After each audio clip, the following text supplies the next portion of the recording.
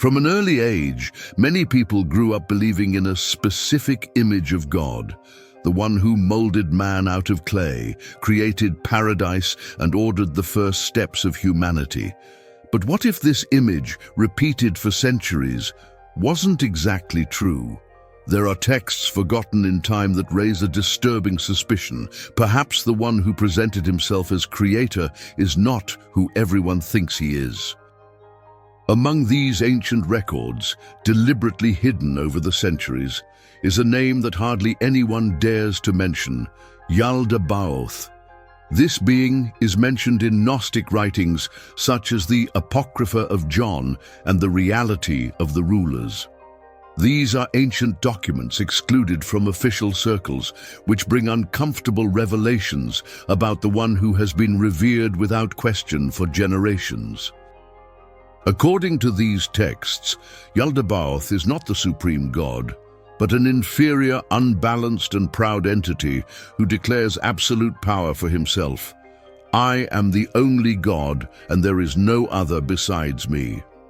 But this claim, according to the Gnostics, is the result of ignorance and arrogance. He's not fully aware of his origin, and even worse, he gave form to the world not as a gesture of love, but as a way of keeping human souls imprisoned.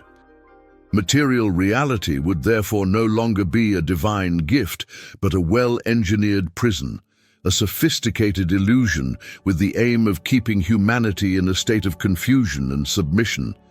In this scenario, Adam emerges as the first piece in a much larger game. Contrary to the traditional image of an obedient and innocent man, he would be the first victim of the deception, and also the first to suspect that something was wrong. The figure of Sophia is essential to understanding the background to this story. In Gnostic cosmology, she represents divine wisdom. It was she who, in trying to create on her own, without the necessary balance, generated Yaldabaoth.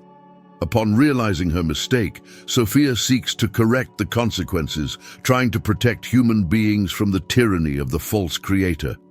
She then grants Adam a spark, unlike anything Yaldabaoth had planned: Gnosis. This pure knowledge awakens in Adam the ability to question, to search, to distrust, something too dangerous for those who wish to maintain control. That's why Yaldabaoth acts quickly to silence any risk. From this perspective, Eden is not seen as a sanctuary, but as a golden cell. And the tree of knowledge, far from being a trap, is described as a key capable of opening humanity's eyes. The forbidden fruit, in fact, would be the door out of this carefully constructed illusion. The figure that Christian tradition has painted as the villain, the serpent, takes on a different role in this plot. It doesn't represent evil, but rather a force that guides Adam and Eve towards freedom. There is no betrayal, no malicious temptation. What happens there is an awakening. By tasting the fruit, they both gain access to a truth that had been hidden from them, and for this, they are punished. What is called the fall for the Gnostics was the first step towards liberation. The expulsion from the garden does not represent the loss of grace, but the furious reaction of a being who has lost control over his creations. The punishment was not for disobedience, but because Adam and Eve began to see what had previously been veiled. This conflict, according to these ancient writings, continues to this day. The world we live in, full of pain, ambition, and distraction, is part of Yaldabaoth's project to keep human beings disconnected from their true essence. Pain, chaos, and injustice are part of the mechanism that keeps us asleep. Yaldabaoth, described as a being with the face of a lion and the body of a serpent, rules this world with an iron fist. But he is not alone. He has the help of the archons, entities created for the purpose of keeping the illusion active.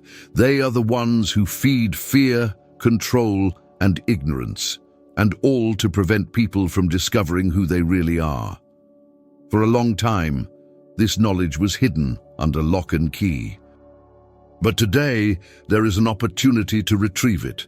There is a chance to see beyond what has been taught and explore what lies behind the veil. And this journey begins where you least expect it. The main form of domination that Yaldabaoth imposes on humanity is based on two pillars: fear and ignorance. His strategy is simple, but extremely effective.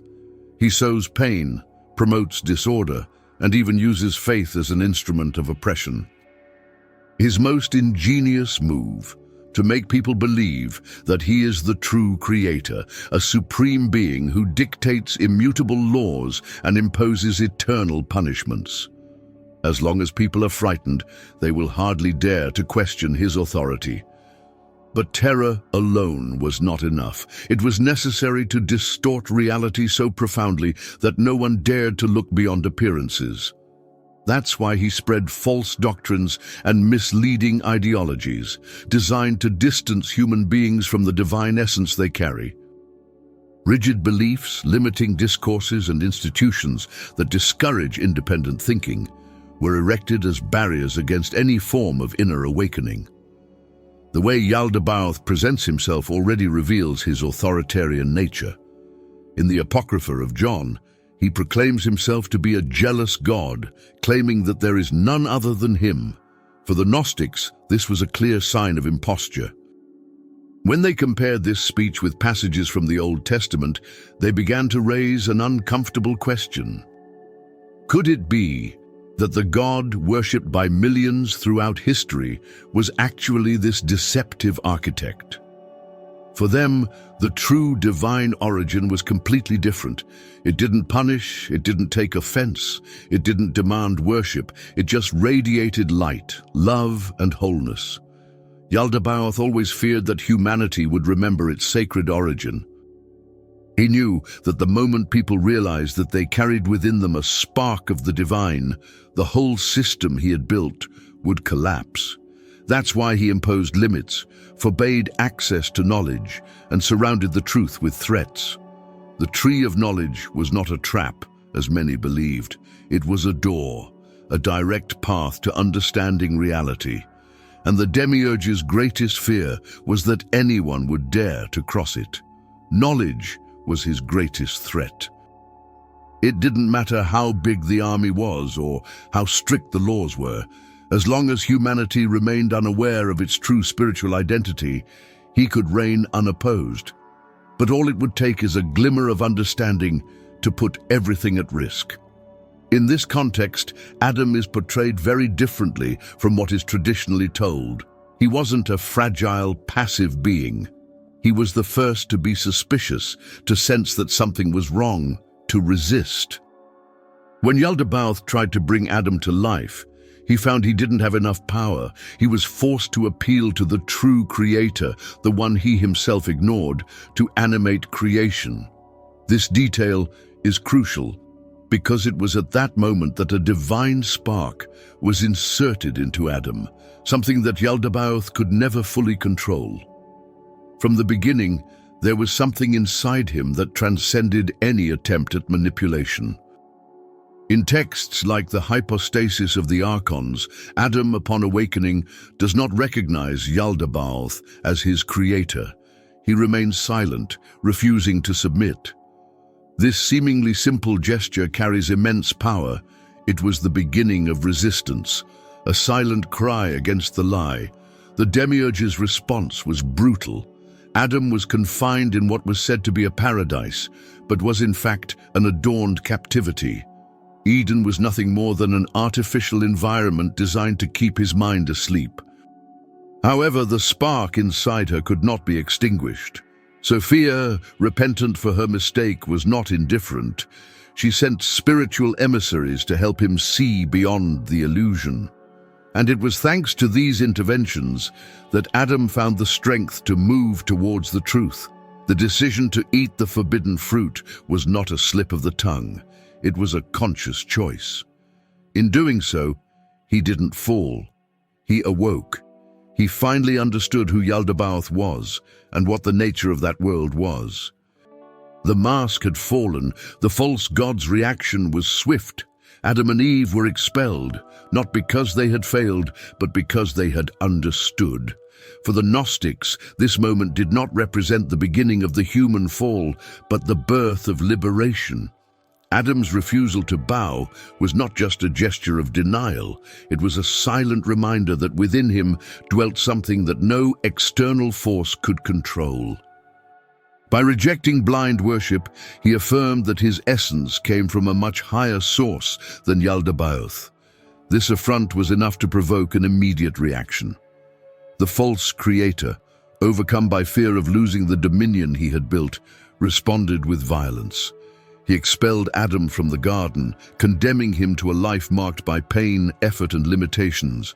But these impositions were not the result of a moral transgression. They were the desperate measures of someone who felt his empire crumbling. From the moment Adam came into contact with knowledge, Yaldabaoth's authority began to crumble. The idea that the punishment was a just response to disobedience loses strength in the face of a scenario in which Adam's real crime was to see beyond the veil. This type of behavior is not exclusive to this Gnostic figure. In various ancient cultures, there are accounts of deities who maintained their power through fear, silencing any attempt to question them. The example of Zeus is emblematic. Despite being celebrated as the leader of the Olympian gods, his rule was sustained by threats and severe punishments. A notable case is that of Prometheus, who dared to give fire to humans, a symbol of freedom and creativity. For this act of generosity, he was condemned to endless suffering, imprisoned and devoured daily by an eagle. The message was clear: empowering mortals was unforgivable. This pattern is repeated in Mesopotamian tradition.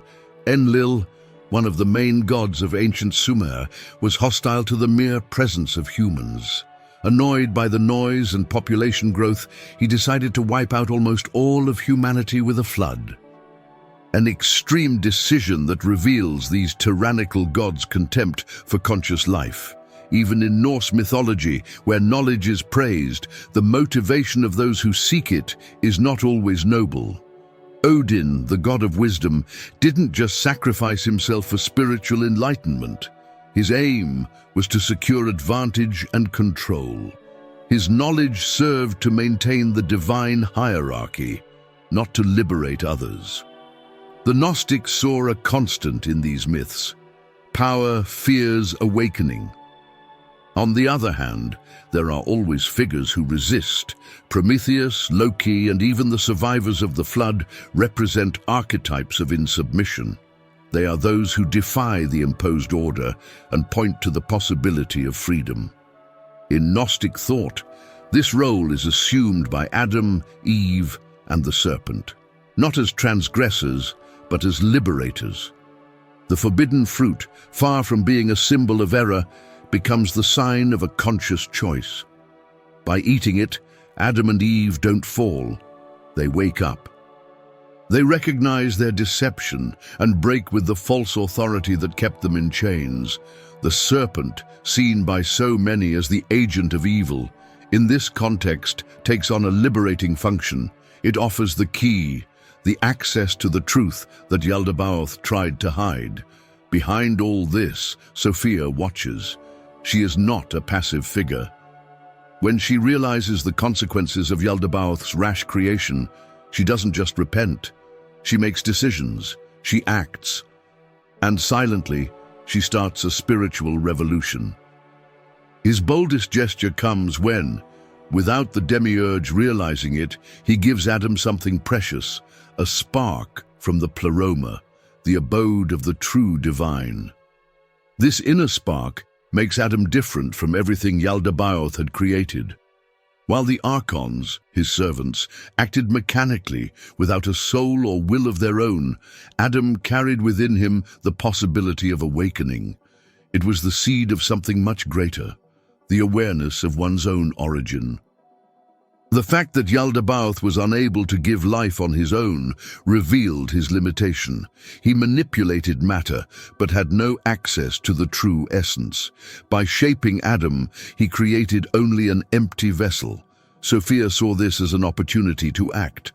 By infusing him with the divine spark, she created the first being capable of breaking the cycle of control and lies. The spark became the starting point for something much greater. It was more than life. It was memory.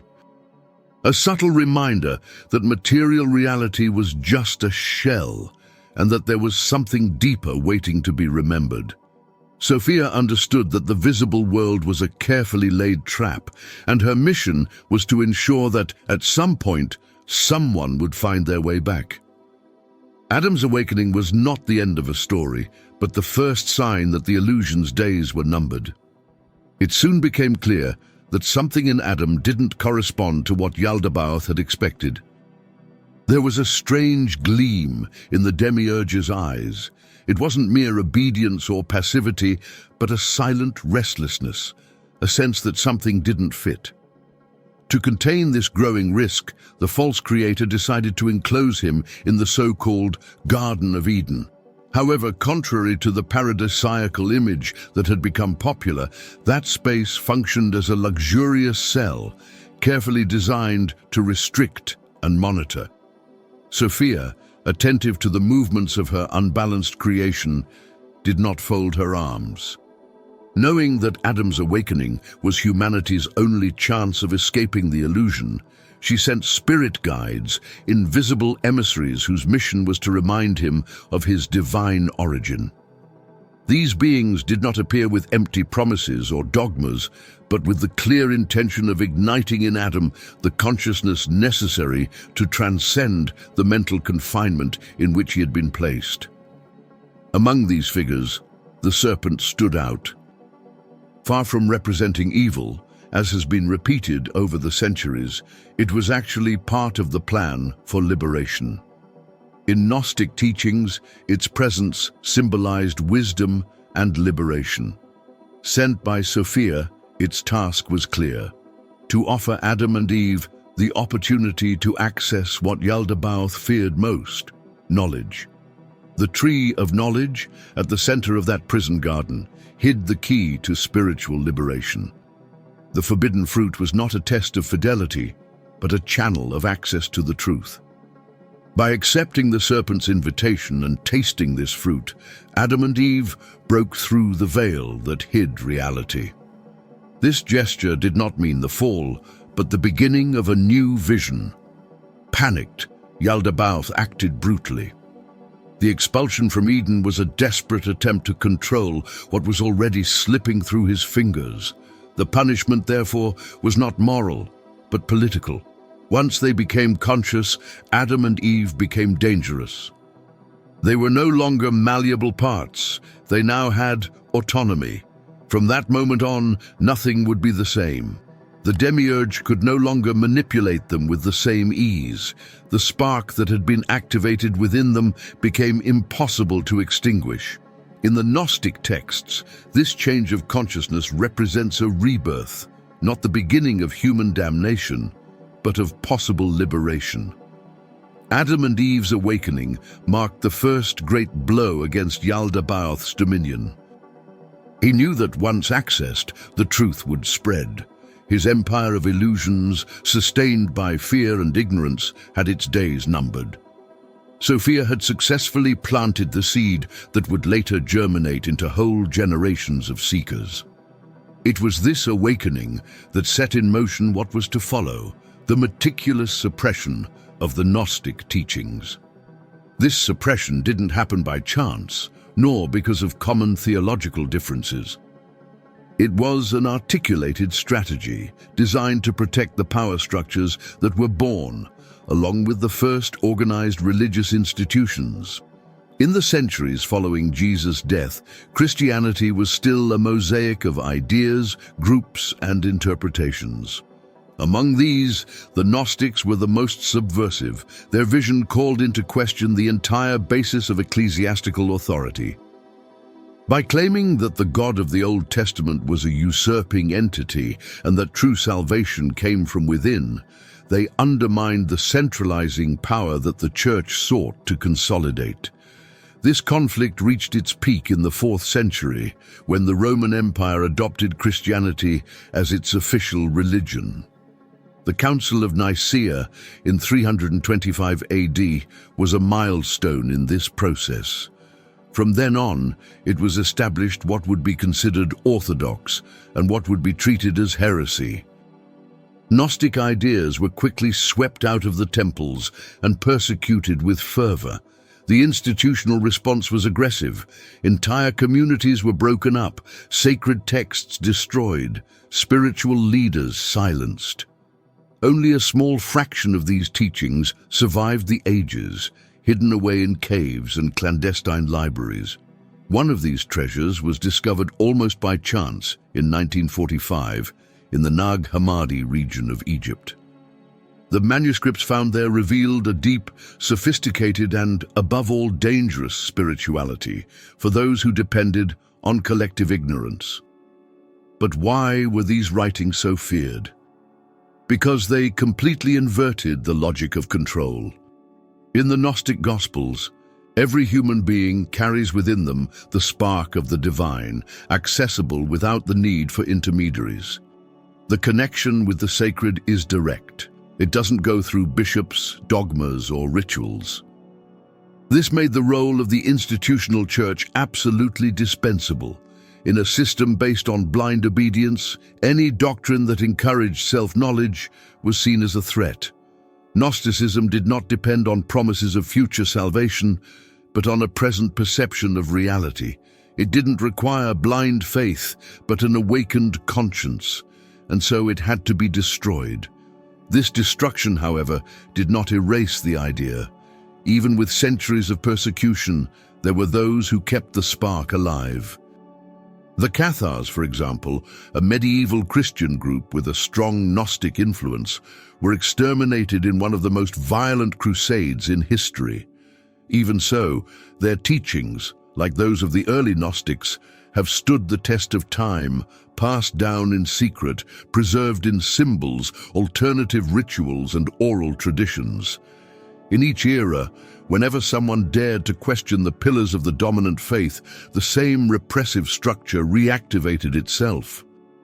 History shows that any spiritual movement that places the individual as the center of divine experience will inevitably be attacked. But it also shows that these ideas never die completely. The knowledge that Sophia planted in Adam continues to exist. It has crossed generations, survived fires and censorship, waiting for the right moment to emerge.